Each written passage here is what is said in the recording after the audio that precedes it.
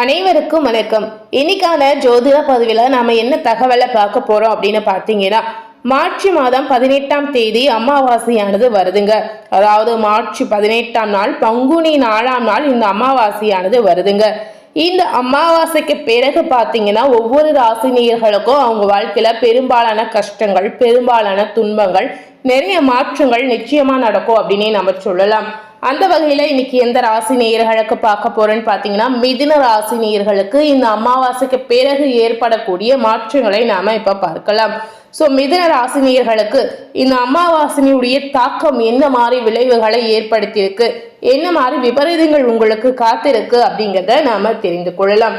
அதற்கு முன்பாக இந்த அமாவாசை நாளில் நீங்க ஒரு பரிகாரம் செய்தீங்கன்னா நிச்சயமா உங்க வாழ்க்கையில செல்வ வளம் அதிகரிக்கும் அப்படின்னே நம்ம சொல்லலாங்க. அதாவது இந்த அமாவாசை பார்த்தீங்கன்னா சாதாரணமான அமாவாசை இல்லை அப்படின்னு நம்ம சொல்லலாம். அதாவது பங்குனி மாதம் வரக்கூடிய சிறப்பு வாய்ந்த அற்புதமான ஒரு அமாவாசை அப்படின்னு நம்ம சொல்லலாங்க. இந்த பங்குனி மாத அமாவாசை நாளில் நீங்க இந்த பரிகாரத்தை செஞ்சீங்கன்னா கண்டிப்பா உங்க வாழ்க்கையில இருக்கக்கூடிய பண கஷ்டங்கள் படிப்படியாக குறைந்து செல்வ வளம் நிச்சயமா உங்க வாழ்க்கையில அதிகரிக்கும் அப்படின்னே நம்ம சொல்லலாம்.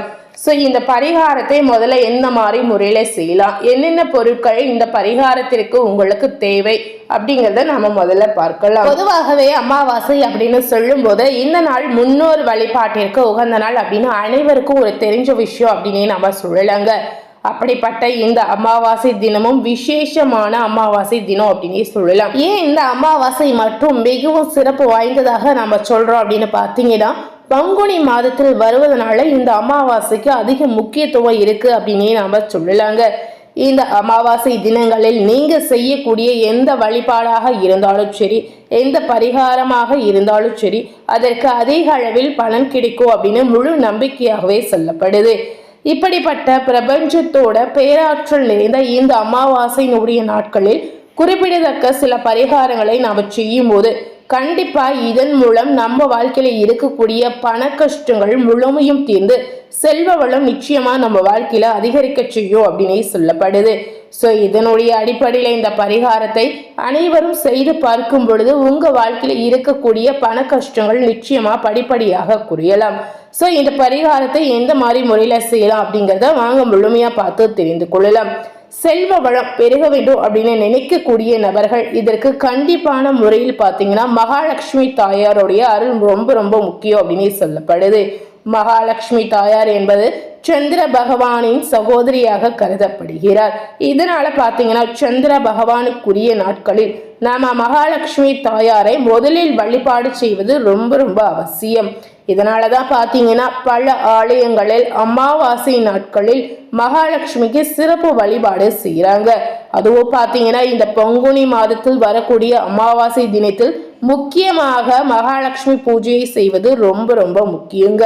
வட மாநிலத்தை சேர்ந்தவர்கள் பார்த்தீங்கன்னா ஒவ்வொரு அமாவாசையிலுமே மகாலட்சுமி வழிபாடு நிச்சயமா செய்வாங்க. அதனாலதான் பாத்தீங்கன்னா அவங்க இன்றளவும் பாத்தீங்கன்னா செல்வ செழிப்புடன் வாழ்வதாக சொல்லப்படுது.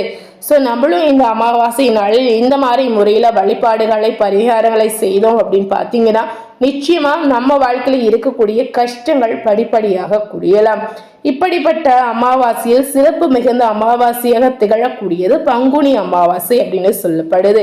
பங்குனி அமாவாசை தினத்தில் மகாலட்சுமி தாயாரை வழிபாடு செய்வதன் மூலம் நமக்கு பலவிதமான நன்மைகள் உண்டாகலாம்.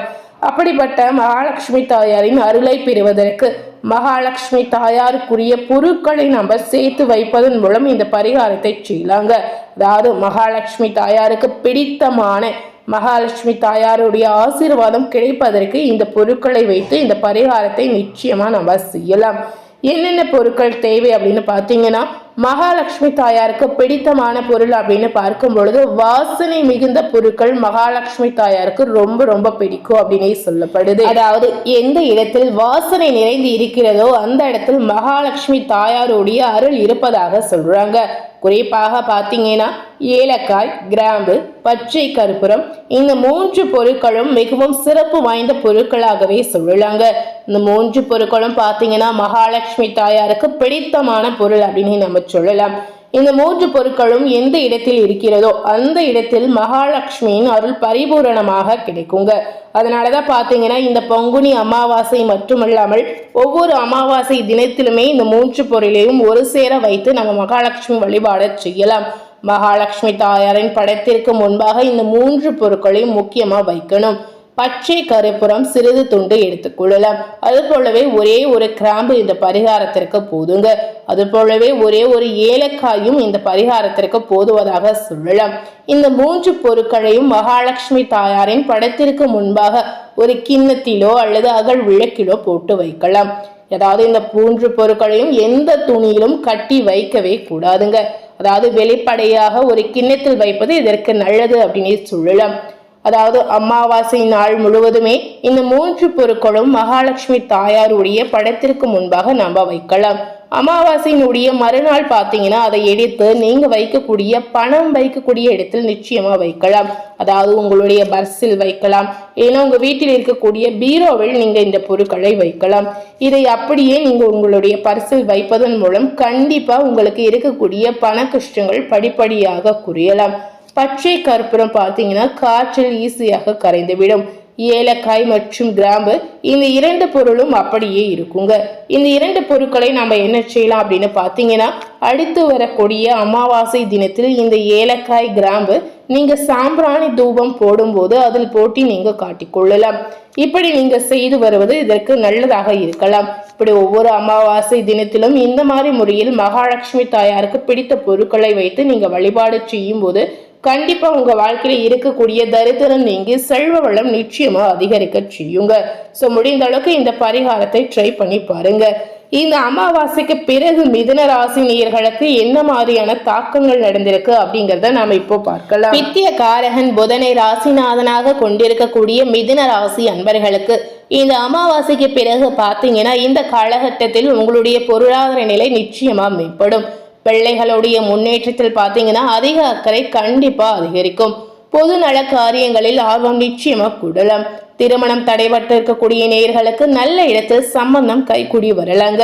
குழந்தை இல்லோருக்கு பார்த்தீங்கன்னா மழலை செல்வம் நிச்சயமா கிடைக்கலாம். குடும்பத்தில் குதூகலம் நிறையக்கூடிய காலகட்டமாக இந்த காலகட்டம் மிதுன ராசி நேயர்களுக்கு அமையலாம். மகிழ்ச்சி தரக்கூடிய பயணங்கள் அடிக்கடி செல்லக்கூடிய வாய்ப்புகள் நிச்சயமா உங்களுக்கு உண்டாகலாம்.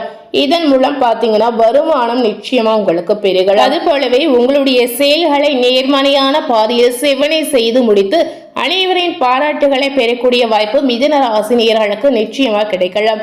குல தெய்வ வழிபாடுகளை சிறப்பாக செய்யக்கூடிய ஒரு எண்ணம் உங்களுக்கு தோன்றலாம். தர்ம காரியங்களுக்கு செலவு செய்து மகிழ்ச்சி அடையக்கூடிய சூழல் பிறக்கலாம். சரியான நேரத்தில் உணவு உட்கொள்ள முடியாமல் பணிகள் உங்களுக்கு அதிகரிக்க செய்யலாங்க. தொழில் செய்யக்கூடிய மிதுன ராசி நேயர்களுக்கு பார்த்தீங்கன்னா கொடுக்கல் வாங்கல் விஷயங்கள் உங்களுக்கு சாதகமாக முடிவடைந்தாலும் உங்களுடைய செயல்களில் கூடுதல் அக்கறை நிச்சயமா அதிகரிக்கும். மற்றபடி பார்த்தீங்கன்னா சமுதாயத்தில் உங்களுடைய மதிப்பு மரியாதை இரண்டுமே அதிகரிக்கலாம். புதிய சந்தைகளை தேடி சென்று வியாபாரத்தை விரிவுபடுத்தக்கூடிய வாய்ப்பு மிதுன ராசி நேயர்களுக்கு இந்த காலகட்டங்களில் கிடைக்கலாம். புதிய முதலீடுகளையும் துணிந்து செய்யக்கூடிய வாய்ப்பு நிச்சயமா உங்களுக்கு ஏற்படும். உத்தியோகத்தில் இருக்கக்கூடிய மிதுன ராசி நேயர்களுக்கு கடின உழைப்பால் உங்களுக்கு நல்ல வெற்றிகள் இந்த காலகட்டத்தில் கிடைக்கலாம். அதாவது எந்த அளவுக்கு கடின உழைப்பை போடுறீங்களோ உழைப்புக்கேற்ற ஊதியம், இந்த பழமொழிக்கு ஏற்றவாறு உங்களுக்கு நல்ல ஒரு பலன் இந்த காலகட்டத்தில் கிடைக்கலாம்.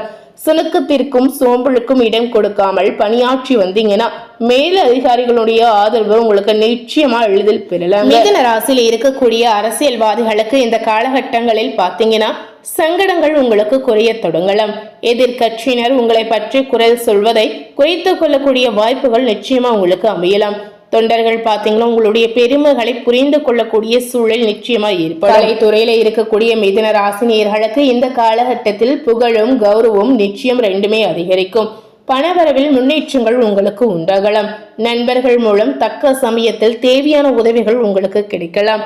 அமைதியாக செயல்படக்கூடிய காலகட்டமாக வரக்கூடிய நாட்கள் உங்களுக்கு இருக்கு. இந்த அமாவாசைக்கு பிறகு மிதுன ராசி நேயர்களுக்கு சில விரயங்கள் உங்க வாழ்க்கையில நிச்சயமா உண்டாகலாம். இதனால பாத்தீங்கன்னா இந்த மாதிரி விஷயங்களை நீங்க கொஞ்சம் கவனமாக இருப்பது அவசியம்.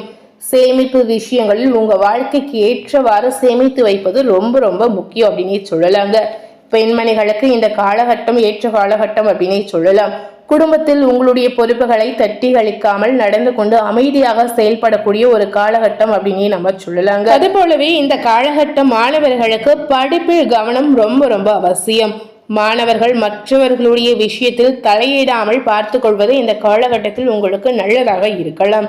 ஸோ இன்னைக்கு நம்ம சேனல்ல மிதுன ராசி நேயர்களுக்கு இந்த அமாவாசைக்கு பிறகு ஏற்படக்கூடிய தாக்கத்தால் என்னென்ன பலன்கள் நடக்க போது, என்ன மாதிரியான விளைவுகளை நீங்க சந்திக்க போறீங்க அப்படிங்கிறத இந்த வீடியோ மூலம் நீங்க முழுமையா பார்த்து தெரிந்திருப்பீங்க. ஸோ இந்த வீடியோவை நீங்க பார்த்து பயனடைந்த மாதிரி உங்க ஃப்ரெண்ட்ஸ் அண்ட் ஃபேமிலி பார்த்து பயனடையணும்னு நினைச்சீங்கன்னா இந்த வீடியோவை உங்க ஃப்ரெண்ட்ஸ் அண்ட் ஃபேமிலிக்கு லைக் பண்ணி ஷேர் பண்ணுங்க. மேலும் இது போல ஒரு புதிய தகவலை தெரிந்து கொள்ளணும் அப்படின்னு நினைத்தீங்கன்னா மறக்காம நம்ம சேனலை சப்ஸ்கிரைப் பண்ணி அது போலவே பக்கத்தில் இருக்கக்கூடிய பெல் பட்டனையும் மறக்காம ப்ரெஸ் பண்ணிடுங்க. நீங்க சப்ஸ்கிரைப் பண்ணா மட்டுமே நம்ம சேனல்ல போடக்கூடிய எல்லா நியூ அப்டேட்டான வீடியோஸும் நீங்க உடனுக்குடன் பார்த்து தெரிந்து கொள்ளலாம். ஸோ மறக்காம சப்ஸ்கிரைப் பண்ணி பெல் பட்டனை ப்ரெஸ் பண்ணிடுங்க. தேங்க்யூ.